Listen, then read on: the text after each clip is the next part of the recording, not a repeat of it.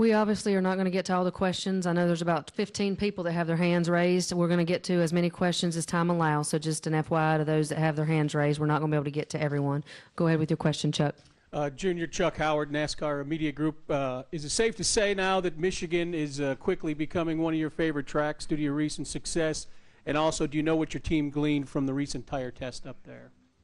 Yeah, I don't know what they learned. I haven't went over any of that information yet, but we will when we get a little closer. The track's always been fun for me. It's really wide, and you know, up until they repaved it, you really use the whole racetrack in the corner, and that's perfect. You know, you can't ask for any better situation than when cars go through the corner and everybody's sort of using a different line. I mean, that's what you want. That's the kind of racetracks you hope and pray to build. And I think over time this surface will age and we'll get back to widening up the surface quite a bit. And you know, it has the characteristics as far as the way the corners banked and the way the corners are laid out to widen right back out again and be the great racetrack it's always been. So I really enjoy it. Even you know, had I not won any races there, it's just a really fun track. Go ahead, Jim. Jim Noble, ESPN, kind of a two-parter for you. Knowing that you guys really want to get all four Hendrick cars in the chase, what kind of statement would that make? And also, how dangerous would Jeff Gordon be if he got into the chase as a championship contender, the way he's run this year?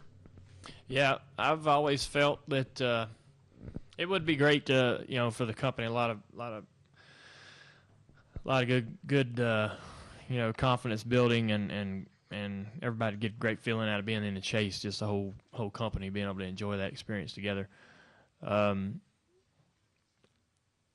You know, I've felt like since the beginning of the year, it's right at the start of the year, the 5 and the 24 were rocket fast, and I thought that they had the most speed that I saw in the garage when we'd go to places like, you know, Phoenix, and I mean right out of the gate early in the season, and they've been that quick all year, and just had this terrible luck, you know. But the speeds, if you know, when you really watch every practice lap, like I do, or like we all, you know, the drivers and the crew chiefs. I mean, everybody watches every single lap. Everybody runs. We're all trying to figure out who's got the best, you know, average in practice, and who's got the best fall off or the least amount of fall off. So we're all really, you know, you do this every single week, and Jeff and the 5 car are always near the top of those lists as the best performing cars throughout practice and throughout the weekend. They just have had tough luck. The 5 car had some pretty bad luck at the start of the year, but Casey's kind of turned that around with some, you know, a great stretch here that's got him with an opportunity to make the chase. And I think I always felt Jeff would find a way to get in because they just, you know, he just always has been able to accomplish whatever he wants. And you know, so they definitely, you know, both them teams are contenders, but just because of their ability to be fast, you know, and I think speed's number one on your list when you want to pick attributes for a strong race team. They definitely got it. Final 2 questions. We'll take one from Bob and then one from Lee Spencer. Go ahead, Bob Pockris, Sporting News. Is this Watkins Glen race one that you feel a lot less pressure and could be a lot more fun considering where you are in the points? Yeah, absolutely. All these have been. Yes, last week's, you know, ever since we felt, okay, man, you know, we feel like, you know, barring any catastrophe, as long as we don't have the same thing happen last week, happen every week, we should find our way into the chase. And so that's been a big load off my shoulders, so we can just, you know, concentrate on the single event and what's happening at that very moment, not really have to worry about anything too far out in the future that you know, and what we're doing today being detrimental to that. So we can just forget about the chase for the moment, concentrate on being fast, concentrate on what we're doing this weekend, next weekend. Really look at the particulars and try to find more speed and enjoy it. Try to have fun and I've had fun all year. Every time your cars run good, you have a blast. But coming in here in 10th place, just trying to hang on to a spot in the chase is really, really tough, especially for someone like myself who, is more cold than hot at this place. So I'm really happy about being in the position we're in now to be, coming here and we had a good test. We're feeling positive about our chances of having a good run. And we'll just be able to go out there and try to compete. I mean, there's really no pressure. So that's a good feeling. Final question, Lee.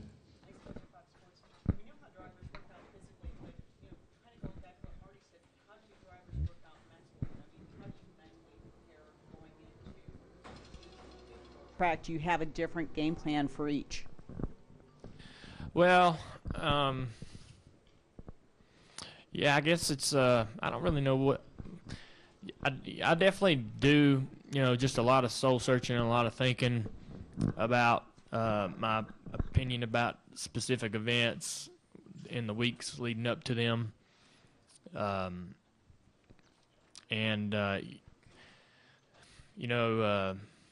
I used to people ask me when we go do these meet and greets with the fans. They ask me what my favorite track is, and I used to have a list of tracks or a track that I would tell them, and I don't have a favorite anymore because I figured out that if I had favorites, I had ones I didn't like, and when I would go to those ones that I didn't like, I didn't run good because I'd go in with a bad attitude about it and I wouldn't get a good result.